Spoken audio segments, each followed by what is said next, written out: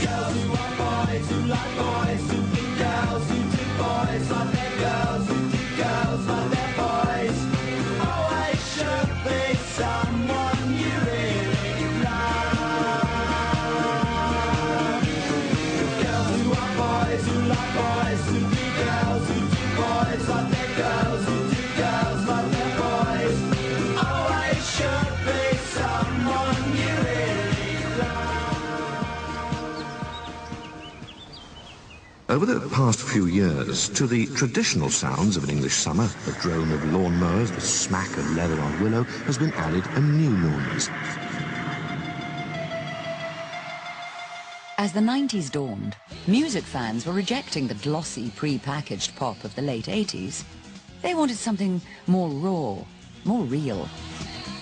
Britain's green and pleasant land was invaded by a new dance culture. There's a definite sort of like feeling that the youth were quite united. It was a really real revolutionary thing. Yeah, there was quite a sense of, you know, I guess that thing that must have happened in the 60s is where people felt like they were all part of one big tribe. The tribe was defined by a new drug, ecstasy. I was a huge clubber, and taking ecstasy just introduced me to a whole side of myself I didn't know existed. It was just a fantastic moment in my life. I just had this like shoom kind of rush. Yes, finally got it. Yeah, I think ecstasy did actually definitely change my generation. It's a truth drug, so all of a sudden we were all saying stuff that we really felt that we wouldn't have the courage to say normally to each other. I think it made us more honest. Everything starts with an E.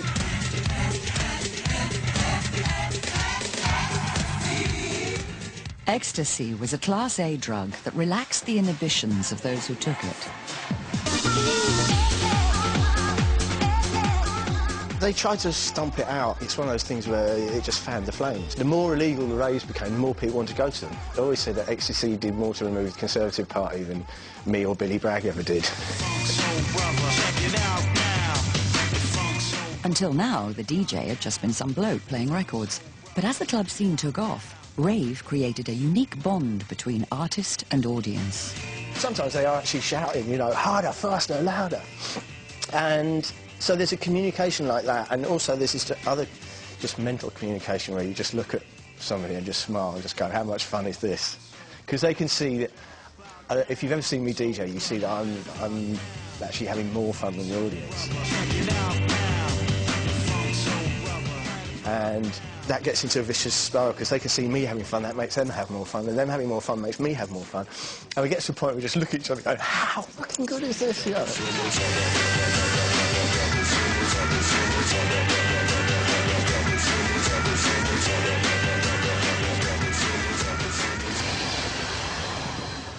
But the club scene didn't suit everyone.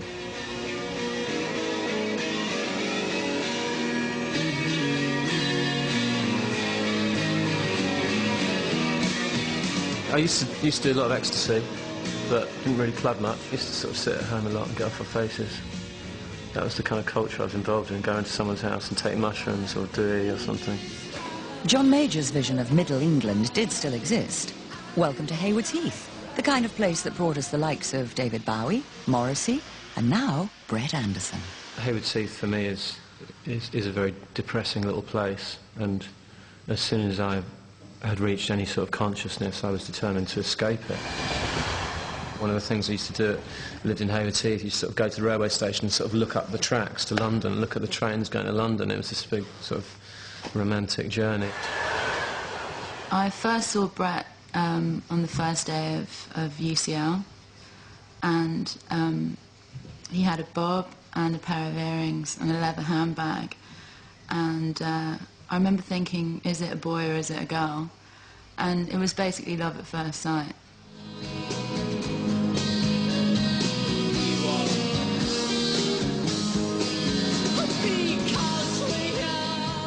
Brett wanted to put the edge back into sex and drugs and rock and roll.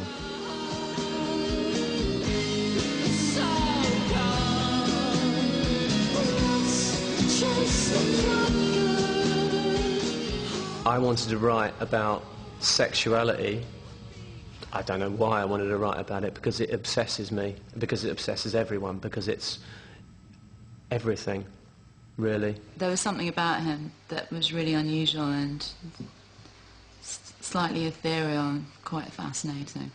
I would, you know, wake up and see what lyrics Brett had come up with, you know, after I'd gone to bed, and I'd always be amazed by the stuff that was going through his mind. He just always had an original take on things.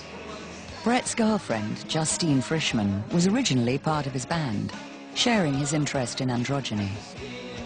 It had been creeping through in his lyrics, but it hadn't really been fully developed until actually I left the band. And then I guess he must have felt there was more freedom to take on the persona of both the male and the female. I guess while I was there, the female was already represented in the band, and when I went, something happened.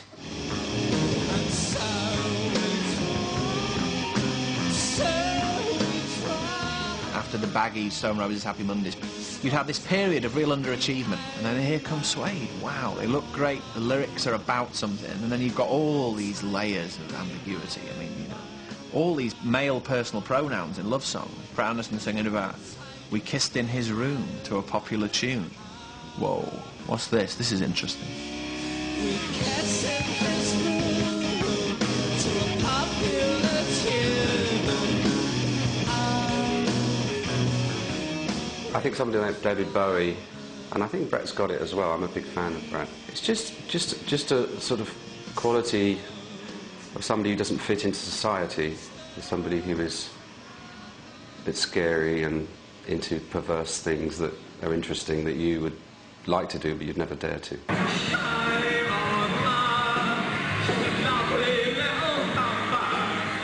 And I played on that because I kind of quite enjoyed annoying people. I found it was really easy to annoy people. It was great. People were just so easily shocked and so easily pissed off, and I'm like, right, okay, I'll sort of try a little bit further.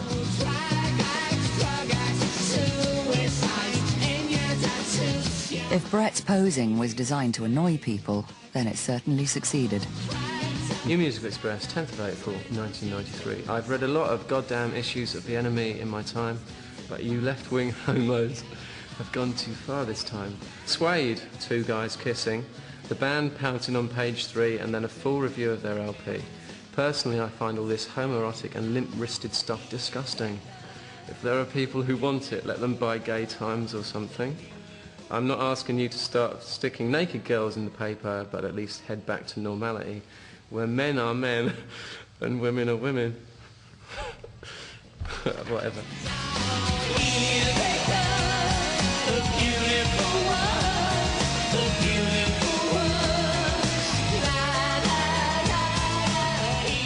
British outsiders like Suede and the Manics were outnumbered by big American acts. But there was some homegrown competition from the girls. Hello, we're Elastica.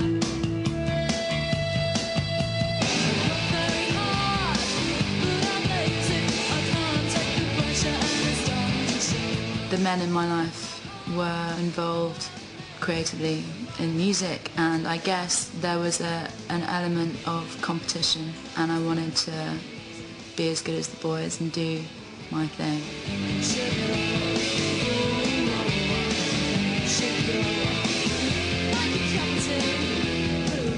Generally, the women who are successful in rock music, it seems to me, tend to be the ones who have an aggressive streak, more of a sort of male streak. Brett could become male and female because I had gone, and I sort of felt the same way. I felt that I could represent both because I didn't feel like I had to play such a feminine role in my personal life as I had done when I was with Brett. There's a tradition in rock and roll that demands a certain kind of swagger and a testosterone sort of driven attitude. While the boys endlessly obsessed about their own sexuality, Justine seemed more concerned with their performance in bed.